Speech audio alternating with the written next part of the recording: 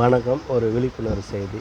அந்த விழிப்புணர்வு செய்தி என்னவென்றால், ஒரு பிரைவேட் ஃபைனான்ஸ் கம்பெனியில் ஒரு நபர் ஒரு லோன் எடுத்திருக்கிறார்.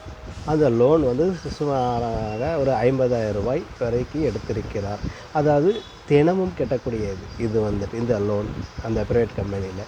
சில இடங்களில் பேங்க்கில் எடுக்கும்போது மாதமாக கட்ட முடியாத இருக்கும். இஎம்ஐ எடுக்கிற மாதிரி வரும் பேங்க் அக்கௌண்ட்டில் இருந்துட்டு. இது எப்படின்னு கேட்டிங்கன்னா, நேரடியாக நம்ம கட்ட வரணும். இல்லைன்னா அவங்க கரெக்ட் பண்ணிக்கிற மாதிரி.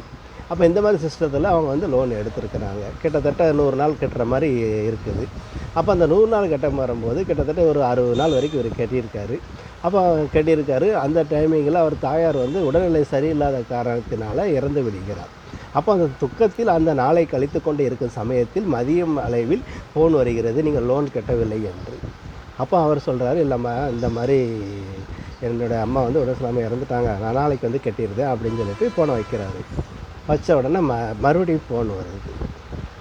அப்போ இல்லை நீங்கள் இப்போ இருக்கட்டும், இருந்தாலும் எங்களுக்கு பைசா அக்கௌண்ட்லேயே போட்டு விட்ருங்க, ஜிபேவே ஃபோன்பேவே ஏதாவது ஒன்று போட்டு விட்ருங்க அப்படின்னு சொல்கிறாங்க. ஏங்க நான் இப்போ ஏற்கனவே பிரச்சனையில் இருக்கிறேன், இங்கே வீட்டில் பூரா ஆள் வந்திருக்கிறாங்க, நான் எங்கேயும் நவள முடியாது, வைக்க முடியாது, நான் தான் சொல்லுதம்லாங்க நாளைக்கு கட்டுறேன் சொல்லிட்டு, இல்லை எங்களுக்கு கண்டிப்பாக நீங்கள் கட்டி தான் ஆகணும், ஏன்னா எங்களுக்கு சிஸ்டம் அப்படி இருக்குது, அதெல்லாம் கட்டி தான் ஆகணும்னு சொன்னால் அவனுக்கு ஆத்திரம் ஒரு பக்கம் வருது, கோபம் ஒரு பக்கம் வருது, என்னடா செய்கிறது அப்படின்ட்டு அப்படியே வச்சுட்டு நம்ம பார்த்துக்கிடுங்கன்னு சொல்லிட்டு வந்துட்டு இருக்கிற ரூபாயை பூரா அப்படியே கட்டி முடிச்சுட்டு போனாங்க.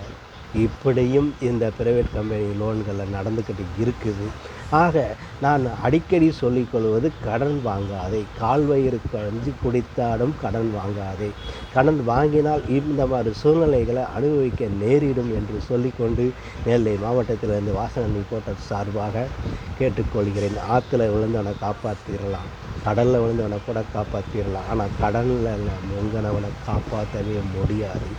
ஆகவே முடிவு உங்கள் கையில் இருக்கணும், நம்பிக்கை மனசில் இருக்கணும், தைரியம், விடாமுயற்சி எல்லாமே ஊக்கமாக செயல்படுங்கள். எக்காரணத்தை கண்டும் கடன் வாங்காமல் செலவு பண்ணுங்கள் என்று சொல்லிக்கொண்டு, செலவுகளையும் வருமானத்துக்கு ஏற்ற மாதிரி செலவு கணக்குகளை பார்த்து பாருங்கள். எப்படி ஒரு குழந்தையை பார்த்து வளர்க்கிறோமோ அதே போலவே கடன்களையும் குறைத்து கொள்ளுங்கள். நன்றி.